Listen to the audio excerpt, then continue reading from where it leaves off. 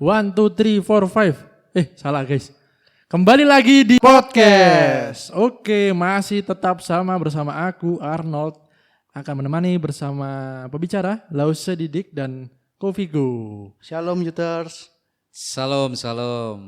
Iya, jadi ini masih dalam tema yang sama, tapi subtemanya berbeda ini. Kofigo, apa ya nih temanya kali ini ya?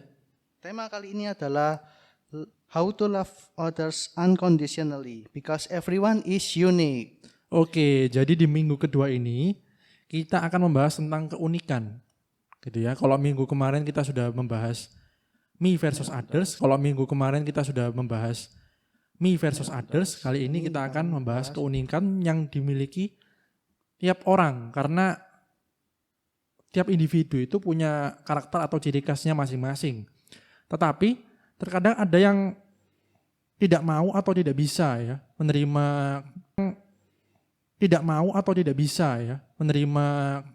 keunikan dari masing-masing individu itu.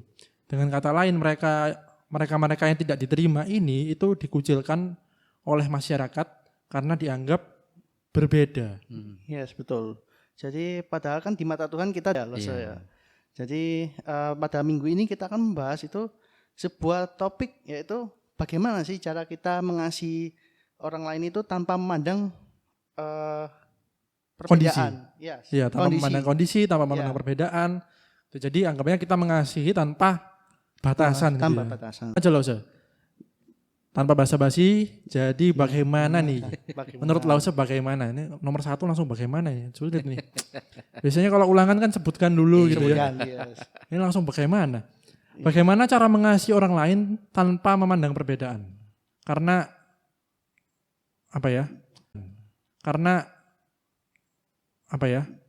kita sebagai orang Kristen itu diberi pemikiran, diberikan pemahaman bahwa kita di mata Tuhan itu sama. Ya, saya akan menjawab. Yang pertama,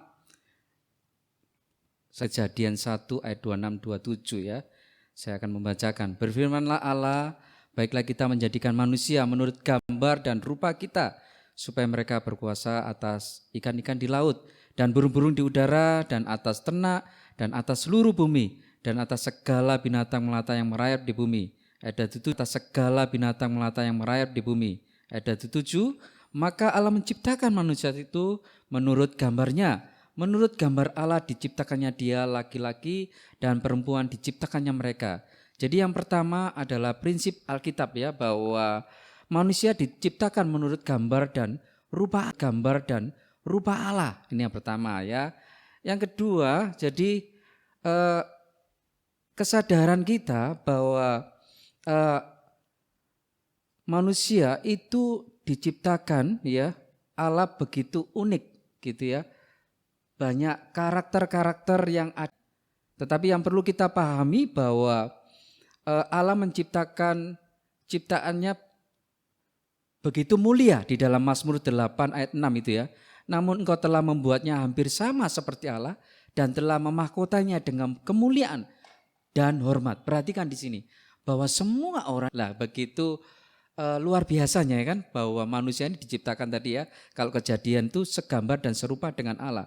Yang kedua, Mazmur 8 tadi dikatakan di situ adalah dimahkotanya dengan kemuliaan dan hormat. Jadi kesimpulannya, setiap orang harus memandang orang di sekitarnya, atau setiap orang harus memandang orang di sekitarnya atau ciptaan manusia khususnya itu adalah gambar dan rupa Allah, ya.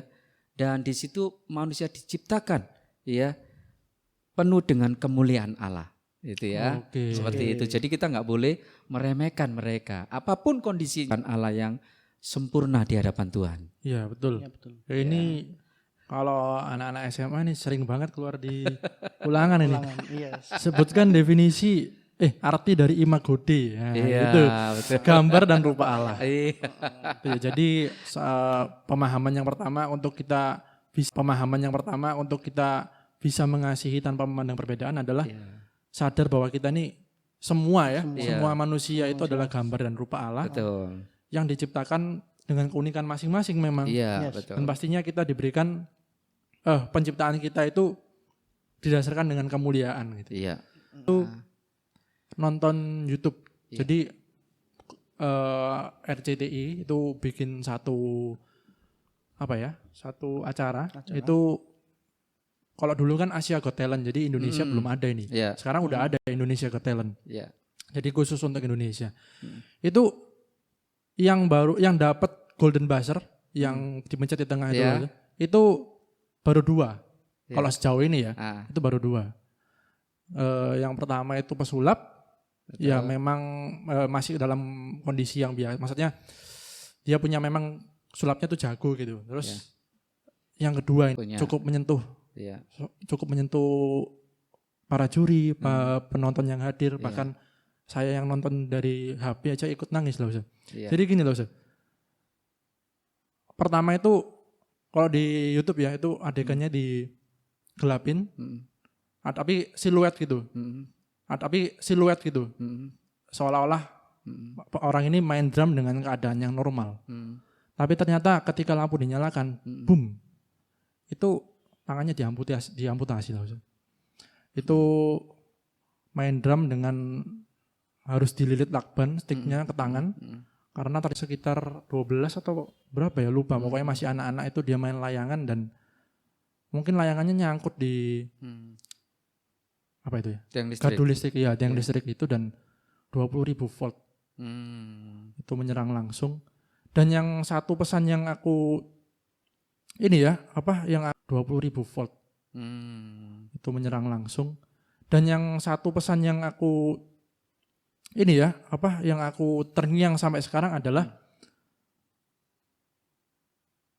si jurinya itu bilang, ketika kamu tampil, yang aku lihat itu bukan kekurangan kamu. Betul. Mungkin itu ya, kita sebagai manusia itu terkadang memetak-metak, menilai Iya, orang gitu. Ini lebih, ini Iya, kurang. Tapi betul. kalau kita itu dihapuskan dari atau seolah-olah kita nggak ngerti itu, mungkin lebih gampang kita mengasihi. Iya, betul.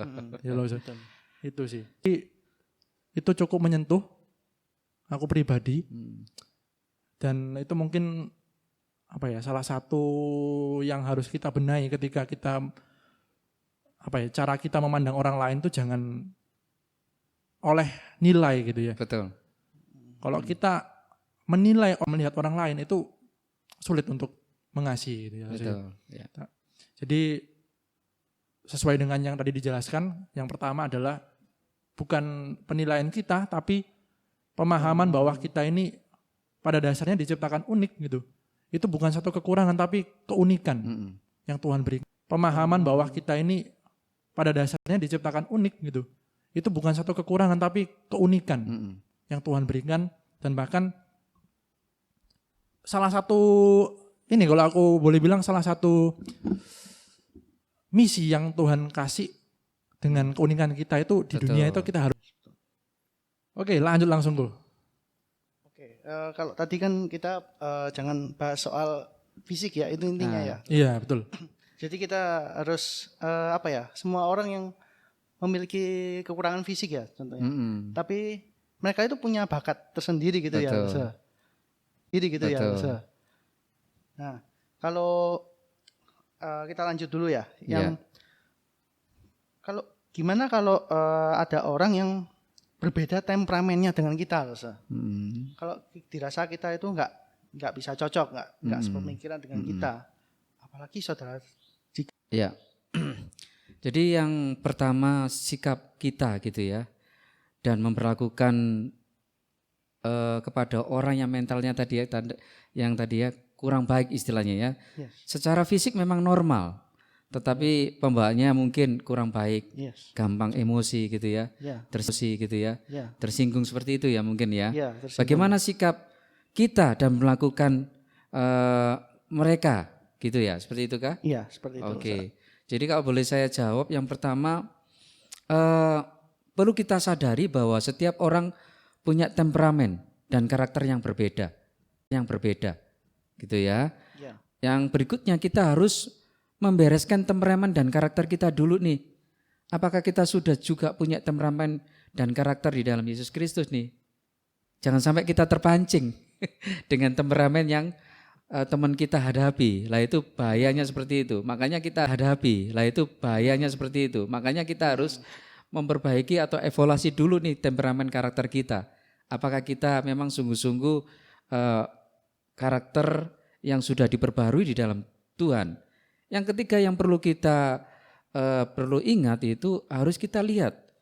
Kalau gangguan jiwa ya, temperamen kan ada beberapa hal gitu ya. Kalau maka kita harus menolong dan mengarahkan ke ahlinya gitu, ahli psikolog ya istilahnya ya. Yes. Tapi kalau hanya pengaruh masa lalu atau pengalaman-pengalaman masa kecil sehingga itu rasa cemas, rasa takut sehingga kemarahan itu mungkin mulap karena kecemasan dan ketakutan itu.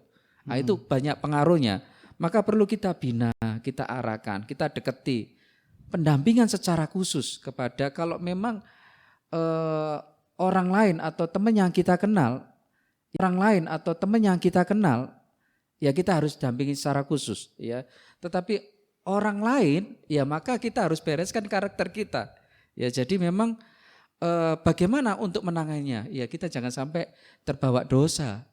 Ya kita harus bereskan dulu dalam arti ya kita pahamlah. Jadi kalau memang ada orang seperti itu di luar ya Tuhan, maka kita harus benar-benar terus mengasihi mereka dan kita harus arahkan, terus kita bimbing. Kalau mereka punya tadi tanda petik memang nggak bisa diperbaiki, ya sudah kita arahkan kepada ahlinya gitu ya, seperti itu. Itu dulu. Oke. Ya. Jadi yang pertama itu semua orang itu punya temperamen Temperamen dan masing-masing ya. karakter yang Temperamen dan berbeda. karakter. Oke, jadi dan juga kita harus membereskan karakter kita sendiri tuh. Iya, Betul banget itu. betul. Iya. Anggapannya kalau kita belum beres, masa Kebawa. beres? Masa Kebawa berarti. iya. Masa kita Mau membereskan orang membereskan lain. orang lain. Iya, kan? Iya. Kan Karena kita bisa jatuh di dalam dosa karena gitu. Jadi memang kalau ada orang seperti itu dengan hal yang apa ya istilahnya yang begitu menyakitkan hati kita, ya maka itu akan terjadi emosi kita. betul. Nah, ketika emosi itu tidak terbangun dengan baik, ya emosi itu kan mesti muncul. Tetapi kalau tidak terbangun, diatasi secara baik, maka itu akan muncul keberdosaan. Karena jatuh di dalam kemarahan yang negatif. Bisa memukul, bisa membunuh. Yang saat ini kita hadapi saat ini ya. Ketika itu ketika itu emosi karena pikiran itu sudah tidak dengan akal yang sehat, dengan pembaruan hidup yang baik, maka di situ akan iblis ini terus mempengaruhi kita sehingga kita bisa juga terjebak di dalam dosa. Nah itu ya, itu yang menjadi bahaya. ya, jadi penting banget memang kita harus benar-benar kuat dulu, benar-benar Iya. stabil dulu. Kuat. Iya. Iya Baru- betul Kuat betul. karakter dan Baru- kuat iman ya. Iya, Iya. baru kita nolong mereka. Iya. Jangan sampai pas sok-sokan mau nolong ntar kita yang malah Iya, kacau ini. balik ke kita. Iya. Iya, Tapi iya. bukan berarti kita menunggu untuk sampai kita Nah, iya betul itu. sampai kuat sampai gimana ya enggak. Bisa Tetapi kita benar-benar melakukan prinsip-prinsip firman Tuhan. Bagaimana kasihlah, ya. Dukunglah yang lemah. Ya, kalau engkau kuat, dukunglah yang lemah. Ya, jadi bagaimana kalau kita kuat di dalam iman kita, kita harus mendukung orang-orang yang lemah ini, gitu ya. Sekuat apa? Ya kembali lagi kepada kebenaran firman Tuhan. Ini evaluasi diri. Oh, janganlah nanti. Iya, Nanti aku waktu belum buat kuat. hati-hati itu ya, ada Iya. jangan seperti itu ya. Satunya nanti lebih ke arah pembenaran gitu. Pembenaran. Iya, gitu ya. Nggak mau mengasihi karena enggak, aku belum kuat nih. Iya, enggak seperti itu ya. Kalau gitu terus kapan kapan geraknya? mengasihinya, Iya. betul. Kalau gitu terus kapan geraknya? mengasihinya, Iya. betul. Kapan kita bisa sungguh-sungguh tahan terhadap orang-orang seperti itu? Ketahanan itu dibangun di dalam kerohanian kita. Sebenarnya itu kuncinya. Waktu kita tahan menghadapi telinga ini, kita itu punya pendengaran, punya mata. Kalau pendengaran dengan ada orang yang ngomong nggak enak aja, itu yang menyangkut pribadi kita, ego kita langsung wut gitu ya. Naik pitam gitu ya. Wah, itu apalagi yang masa-masa muda itu ya. Oh, ayo wis jotosan aja wis. Kalau saya dulu SMP itu tak suruh keluar aja. Mistun saya dulu SMP itu tak suruh keluar aja. Mistun dia besar, tinggi, kalau dia nggak enak tak suruh keluar. Yuk tanding yuk. Iya. Oke, gitu. Pride ya loh saya. Iya, Harga diri. betul. Itulah hati-hati di sini ya. Oke. berarti- Jadi gimana caranya, yaitu kembali lagi diri kita benaran firman Tuhan untuk mengarahkan mereka untuk terus kita nggak terbawa di dalam emosi itu. Ya itu. Oke. Berarti ya masa-masa yang pas itu masa-masa yang generasi generasi Y dan Z ya. Betul. Kepinginnya, wah jotos-jotos, kepinginnya aku ini punya aku ini punya aku, kamu kan enggak punya, itu saya punya ini. Iya, Ya, gitu ya. masa-masa pembentukan. Menonjolkan dirinya ya, Iya. masa-masa muda. Harga diri harus diperjuangkan. Iya. Yes. Iya. Rasa, apakah Rasa pernah mendengar atau menghandle sebuah case di mana seorang itu fisiknya normal, tapi mentalnya itu kurang. Jadi ketika ngajak komunikasi itu kurang. Jadi yang apa yang sebenarnya dia mau tapi nggak tersampaikan. Iya. Pernah tidak Rasa? Iya, pernah ya. Saya hadapi sampai sekarang, gitu ya. Maaf ya, saya tidak menyinggung gitu ya. Tetapi komunikasi saya, bagaimana cara membangun komunikasi itu? Kembali lagi kepada diri saya, gitu ya. Ketika saya membangun relasi atau komunikasi dengan orang yang baru pertama kenal, terus dan itu mereka ini sulit untuk berkomunikasi, gimana?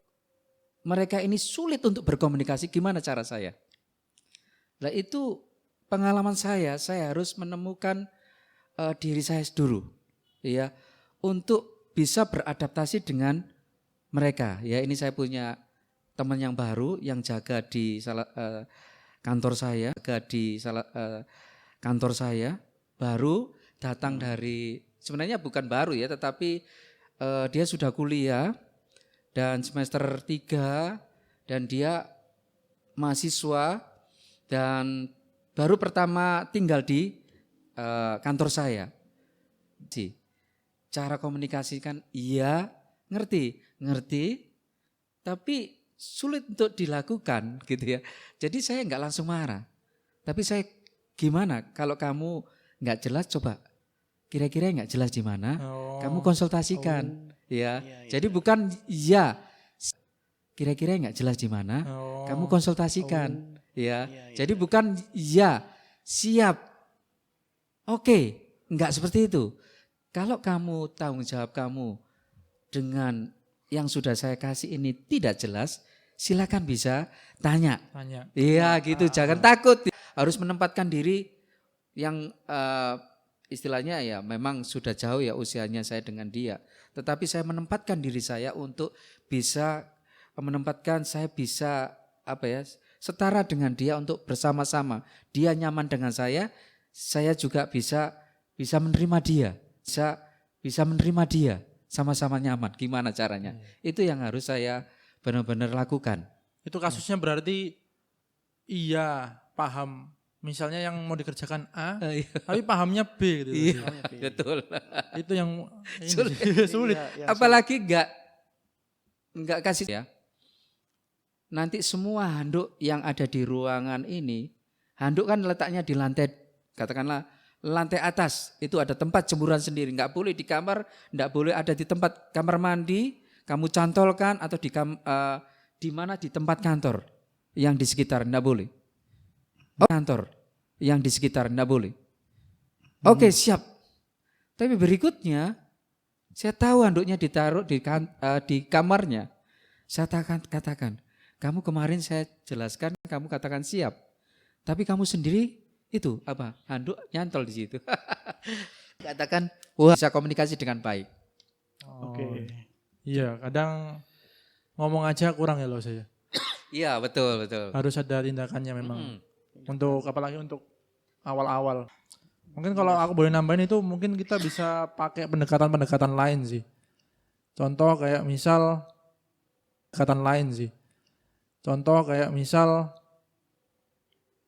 memahami apa yang dia sukai gitu. Betul. Untuk masuk ke komunikasi itu bisa pakai ya itu, cari tahu apa yang dia sukai supaya Betul.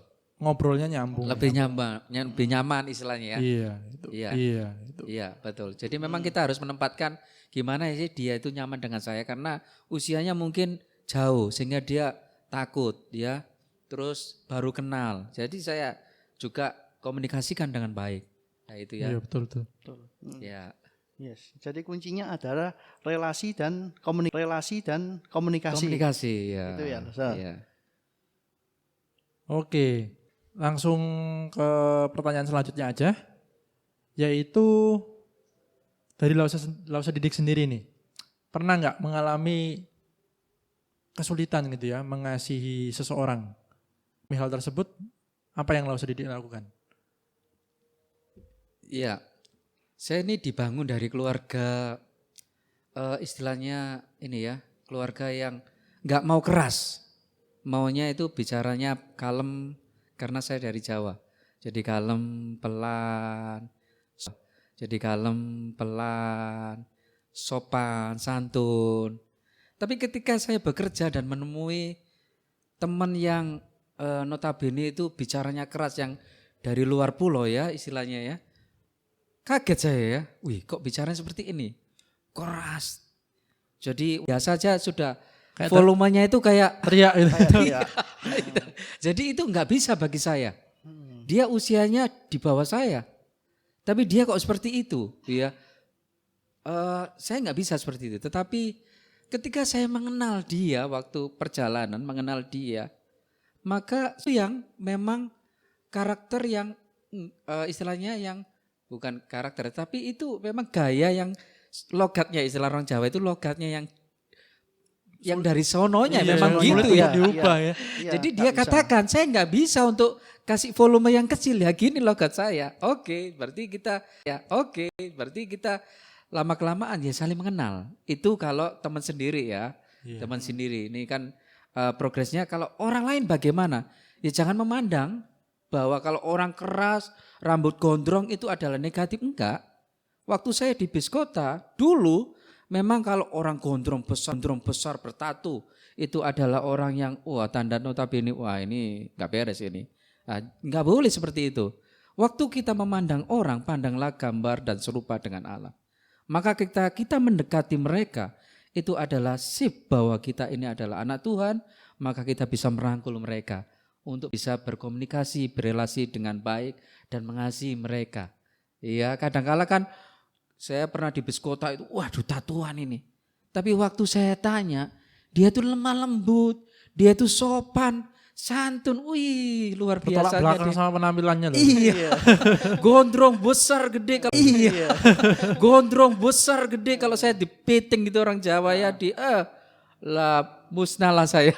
Tapi waktu saya bicara saya katakan ini saya harus komunikasi, saya harus menganggap semuanya adalah baik di mata Tuhan. Nah itu dia sopan, dia santun akhirnya tawari kalau mau main ya silakan. Waduh luar biasa itu. Luar biasa pengalaman itu ya. Saya kalau kuliah dulu ya, karena Mojokerto Surabaya banyak melihat orang-orang di bis itu ya. Karena naiknya bis kota, naik bis kota terus naik bis antar kota, ketemu banyak orang, berelasi. Gimana caranya relasi dengan orang lain? Yaitu poin adalah hidup di dalam Tuhan, kita melihat semua adalah ciptaan dan gambaran dan rupa Allah. Wih, Iya, mantap nih. mantap. Pengalaman hidupnya Lausa Didik lumayan apa ya? Relate ya. Karena apa ya? Relate ya. Relate. Karena dulu juga nggak tahu prinsip-prinsip Alkitab yang sungguh-sungguh doktrin, nggak tahu loh saya. Ya baru di lembaga ini aja baru, oh ternyata semakin hari semakin kita belajar firman Tuhan, semakin ditempa lagi di mana kita melayani juga di gereja juga. Semakin kita tahu bahwa kita ini adalah hidup di dalam Tuhan, bisa menjadi berkat bagi orang lain. Nah itu ya. Iya. Itu paling penting banget sih. Iya. Jadi berkat. Itu ya, jangan sampai menjadi berkat. kita yang notabene berstatus anak Tuhan tapi dungan. Tidak bisa menjadi berkat ya, jadi Iya. menjadi sandungan ya. Membuat kecewa. Banyak orang sakit hati orang lain. Iya. Melalui tindakan, melalui kata-kata juga. Iya. Itu bahaya itu. Iya. Jadi penting banget kita harus bisa mengasihi Tuh. fisiknya bagaimana, Iya. dalamnya mereka bagaimana. Betul. Atau mungkin kalau yang anak-anak zaman sekarang tuh bilang personalities. Betul. Itu kan ada banyak tuh ya tesnya aku ya. Iya, banyak. Di web tuh banyak. Tapi kalau menurut Lause ya, kadang itu dijadiin pembenaran gitu Lause. Oh iya, aku kan melankolis gitu. Jadi apa ya? Seolah-olah kalau tadi yang disampaikan sebenarnya kan yang berpikiran seperti itu iya, kayak contohnya ada tadi yang orang luar tadi.